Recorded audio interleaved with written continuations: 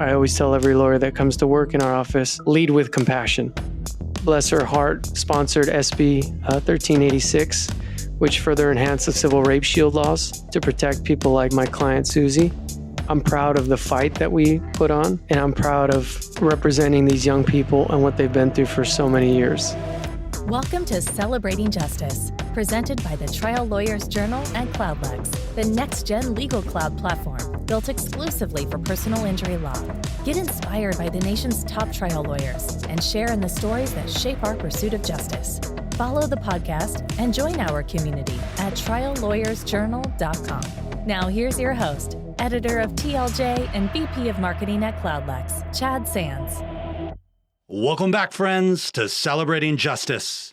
In this episode, we hear stories from Pasadena-based trial lawyer Michael Carrillo. Michael traces his path from a reluctant second-generation attorney to community advocate for survivors of child sexual abuse and civil rights violations. To get to the stories, I asked him, why did you want to become a trial lawyer? I was actually exposed to the law very early because my father is an attorney.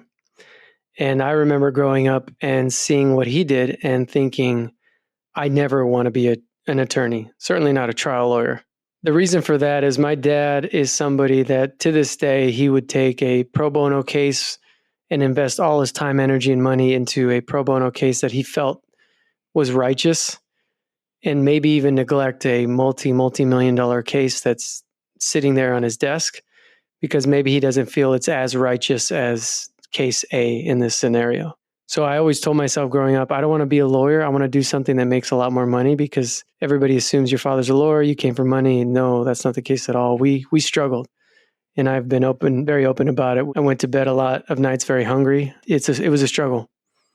So I took a much different route. And after college, I went to law school because I didn't know what to do with myself. And I thought, well, let me give this a shot. And really that feeling, that attitude has changed over the years. And I'm grateful for the type of work that we do. And now I can understand my father a little bit more now sitting in this chair and being a part of these righteous cases. Yeah, a little bit about the myth of lawyers and income and success. But you saw early on that as hard as your dad was working, it didn't necessarily mean that there was a lot of money coming in. Correct. That is a big myth. Everybody assumes, oh, you're a lawyer, your father's a lawyer, you probably make a lot of money. It's not always the case, especially for guys just scraping by, the people that are not on the billboards or the people that aren't even now on social media getting the multi-million dollar settlements and verdicts. There's always those guys in between that are just trying to scrape it and make it by. And that was definitely my father when I was growing up. And then you were kind of lost a little bit, I guess, at college. A lot of people I speak to say that they weren't really sure what to do next, so they decided to go to law school. You had seen your father work as a lawyer and ultimately, were kind of turned off a little bit, but then decided to go into law school. Tell me a little bit about that decision and kind of your early years of after law school and you kind of hanging your own shingle. Well, I went to law school because I didn't want to work the standard 9 to 5. I remember being on the phone after I graduated for a phone interview with this company that was an ergonomic desk company. They make ergonomic desks. And I remember being a part of the interview and trying to sell myself. And after that call, I remember thinking, is this what I really want to do? I want to be a salesman for these funky looking desks that maybe save people carpal tunnel? Heck no. Right.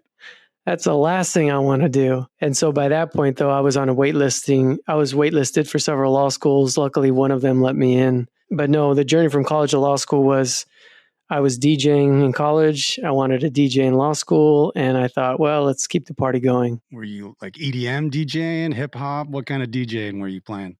Back then, it was top 40 on your average radio top 40 station. And I loved it. I still love it. I miss it. Obviously, I'm old. I have kids and I'm married. I can't really do that in the evenings. But I love the feel and the enjoyment out of making people smile, laugh, dance. And I think that actually translates over to what I do in trial lawyering, connection. And more so than anything, being comfortable on the microphone, talking to people, being outgoing, social, connecting, that it totally translates to trial lawyering. I definitely see that comparison, being a musician myself back in my youth, and that feeling of connection with the audience and the energy that you can feel as a musician or DJ.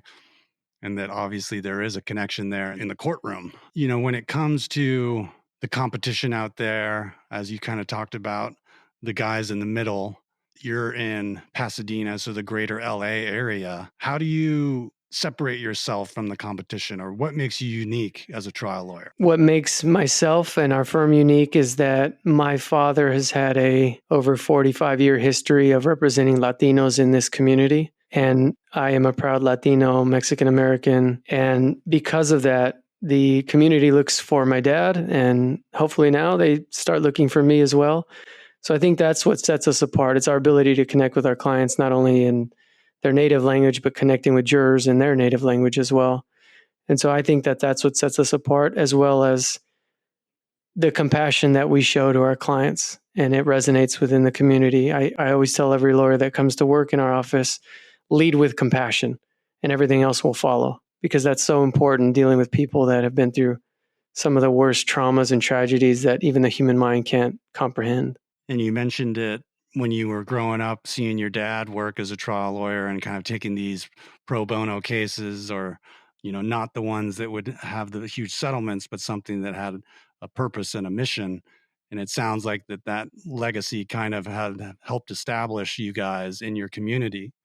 Can you talk a little bit about those early years and your dad?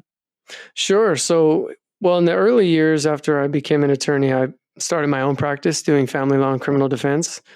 And that was just because I worked for a firm in Orange County that didn't cover Los Angeles, so they would refer me a lot of business. And that side of the law is extremely miserable. I honor and respect what those guys do, but family law can be some of the most toxic cases. Yes, heard that. And criminal, it's very difficult. You're dealing with people's liberties on the line.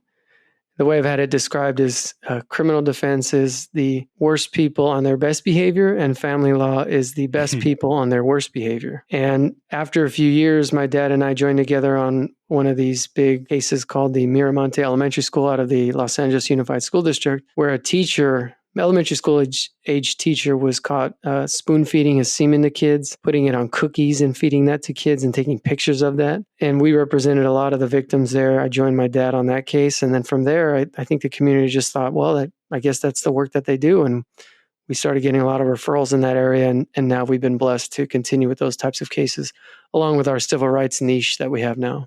Speaking of cases, I know it's hard to choose one over the years, but could you share a story about a case that had a significant impact on you, and not just necessarily maybe the verdict amount, but really the client and the case? The one that I think about right now sitting here is the one that just resulted in a big verdict. And I don't bring that up to say because of the money aspect. I bring it up to say I'm proud of the fight that we put on, and I'm proud of representing these young people and what they've been through for so many years. And that is the Jane and John Doe's versus Mountain View School District in El Monte, California. And so this was one that had gone on for over 7 years. Is that right? It went on for over 7 years. We started the trial in 2021, and it was intervened by the California Supreme Court. It ended up in the Court of Appeals and the California Supreme Court with published decisions. And then after the result came back, we didn't agree with it. So we took it to a legislator who, bless her heart, sponsored SB 1386, which further enhanced the civil rape shield laws to protect people like my client, Susie. And thanks to Senator Caballero, we were able to establish what is now known as Susie's Law. Can you go back 7 years ago at a very basic law firm level? Like, what did the client intake look like? How did you guys come across this case? This was actually referred to us by a colleague of mine that I trust and who does amazing work. And at the time, I didn't think it would ever consume my life for 7 years. It started with 2 victims, and then it grew from there. And at the end, right now, we represent 12 of this teacher's victims. 6 of them went to trial recently and won a huge verdict.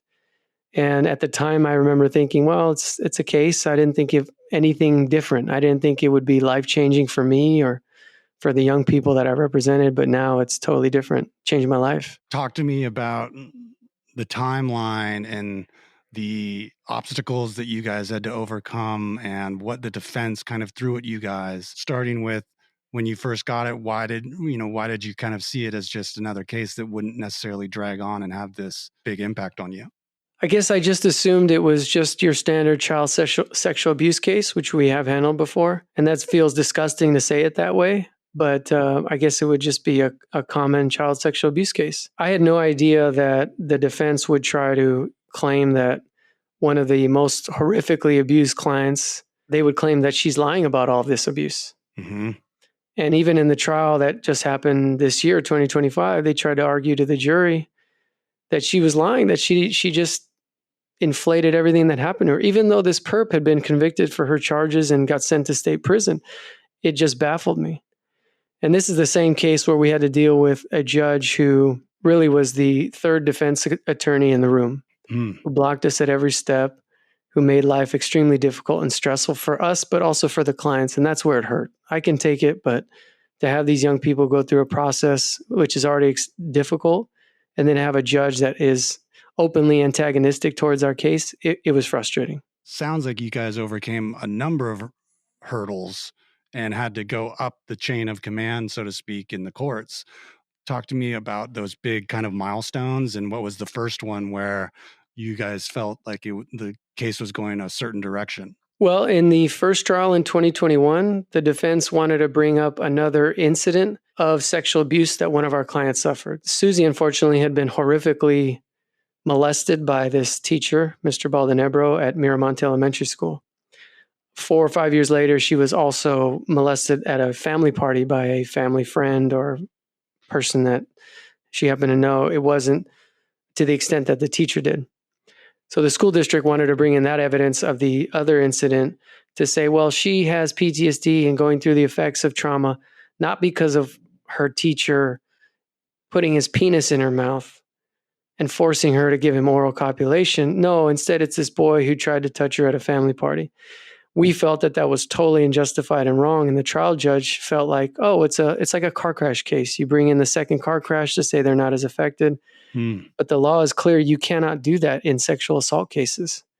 So that's the first hurdle we took. We took it all the way up to the Supreme Court. They issued their decision. We didn't feel it was right because they basically left it in the hands of the trial judge to again examine this. Okay. And in our opinion, she was just going to let it in again, regardless of the new protocols that the Supreme Court established. We worked with Senator Caballero to establish that new law, Susie's law, which prevented that. And then in this trial in 2025, they weren't allowed to do that. And it just saved this victim and future victims from having their whole personal lives being thrown out there in a trial. And if you met this survivor, you would understand why we did all this. She is such an amazing human being and somebody that is dear to my heart. And I'm grateful that she trusted us for so many years. So when you took on this case, I guess you never really thought it would lead to legislation and new laws being made. Never did I think it would lead to this path. Never, ever. And I'm grateful. I learned a lot. I'm still learning a lot, even from these survivors. They're teaching me so much about compassion, empathy, forgiveness. It's unreal.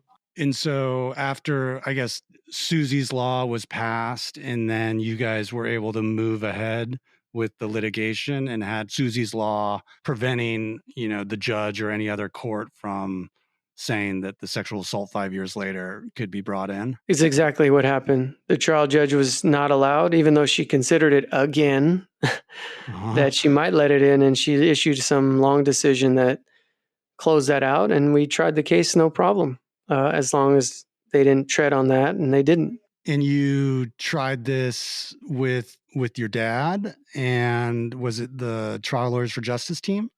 Yes, total team effort. I got to give kudos to the entire team: Nick Rowley, Courtney Rowley, John Kawai, Keith Bruno, myself, Laura Jimenez, and my dad, Luis Carrillo. It was a total team effort, and I am grateful and a better person from having met them and worked with them in this case. And how did that kind of collaboration come together? And if you can, tell me a little bit about what it was like in the courtroom, and how you guys handled the case? Did you guys divvy it up and, somebody take the opening, someone's taking the closing, and you guys, who's handling the witness? Tell me a little bit about the strategy. If you Sure. So each of us represented, Nick Rowley represented 2 survivors. Keith Bruno represented 2 survivors. Myself and our office represented 2 survivors. So we each had our own opening, voir dire, closing, rebuttal. We ended up shortening everything and limiting time for folks. So that way the jury wasn't mad at us for just recycling the same things. Yeah. But props to Nick, John, Courtney. They agreed to come in last minute, I think 3 weeks or 2 weeks before trial starting. And really, Laura, myself, and my dad thought, we could do this again, but why not get some help? And those guys are titans in the industry. I learned a great deal from them. Keith, Bruno. These are some of the sharpest trial lawyers I've ever met. At CloudLex, we understand the unique demands and opportunities that personal injury law firms face every day. That's why we've built a comprehensive platform designed exclusively for personal injury law. Our seamless case management, AI engine, litigation support, and record retrieval solutions empower you at every stage, from intake through settlement and beyond, helping you stay productive, organized, and focused on achieving successful outcomes for your clients. Explore what's possible at cloudlex.com. Now here is this episode's closing argument. To me, what's so important and sometimes gets lost in all the work that we do, depositions, court dates, trial, etc., is the real human impact of the work that we do and in seeking justice for our injured or damaged clients. One story that really sticks out to me is that we had a 6-week trial. This was a child sexual abuse case against the Los Angeles Unified School District. And we represented 6 survivors of sexual abuse by their elementary school teacher. We put on a good case. I thought we had a solid victory in hand. I thought we were going to win this case. And the jury did not feel that we proved that they were negligent, that we didn't have enough evidence to prove that the school district knew or should have known about the sexual abuse that was being committed by this teacher. Obviously, the result was devastating. And I just couldn't understand it for so long. But what brought me back to this earth and what brought me back from that depression or that ugly feeling that I had for so long was the clients themselves. And this is when I knew I was in the right line of work. This is when I knew this is the type of work that I needed to focus on and do. When I met with the clients, and I still remember this to this day, they were in my conference room. I came in with a sad face, myself, my father, and we met with these young people who had turned 18, 19 by this time. Their case had been going on for years as well. And I remember turning to one in particular, looking at her and giving her this horrible news that we had lost her case. The jury didn't believe that we had proven the case enough, that the school district knew about this perp.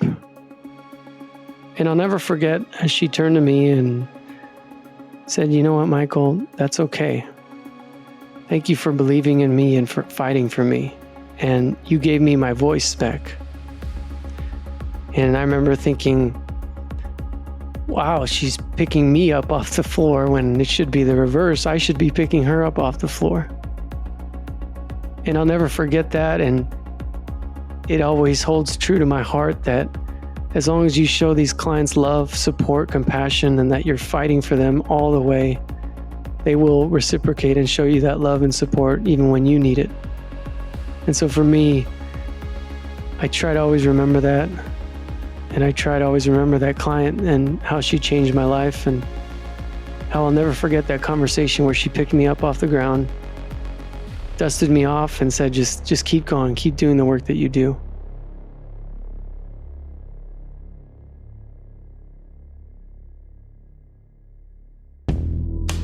That was trial lawyer Michael Carrillo.